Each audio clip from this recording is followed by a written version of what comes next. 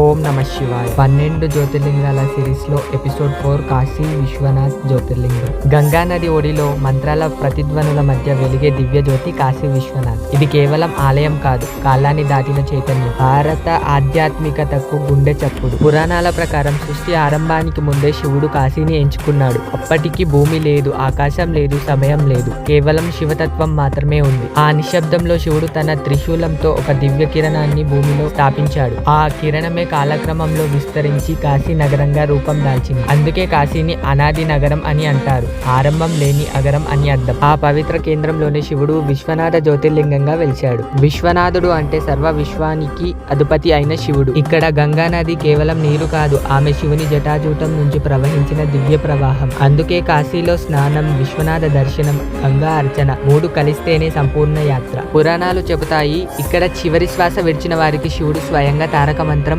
ఉపదేశిస్తాడు. అందుకే కాశీ అంటే మోక్ష నగరం. మరణం భయం కాదు, మోక్షానికి ద్వారం. ప్రాచీన కాలం నుంచే కాశీ కేవలం దేవాలయం కాదు, విద్య, తపస్సు, యాత్ర, జ్ఞాన కేంద్రం. బుద్ధుడు, శంకరాచార్యుడు, రామానుజాచార్యుడు, కబీర్ వంటి మహానుభావులు కాశీతో గాఢమైన ఆధ్యాత్మిక అనుబంధం కలిగి ఉన్నారు. శతాబ్దాలుగా కాశీ వేద విద్యకు కేంద్రం, సాధనకు పవిత్ర స్థలం, సంగీతం, తత్వం, భక్తి సాంప్రదాయాలకు నిలయం. భారత ఆధ్యాత్మిక సాంప్రదాయాల గుండెగా నిలిచింది. కాలక్రమంలో ఆలయం అభివృద్ధి చెందుతూ భక్తులకు మరింత సౌకర్యంగా మారింది. కాశీ మనకు నేర్పేది ఒక్కటే, భయం విడిచిపెట్టు, శివుడిపై విశ్వాసం ఉంచు. మరణం ముగింపు కాదు, మోక్షానికి ప్రారంభం. నెక్స్ట్ వీడియోలో భీమశంకర్ జ్యోతిర్లింగం గురించి తెలుసుకుందాం. Thank you for watching. Follow for more.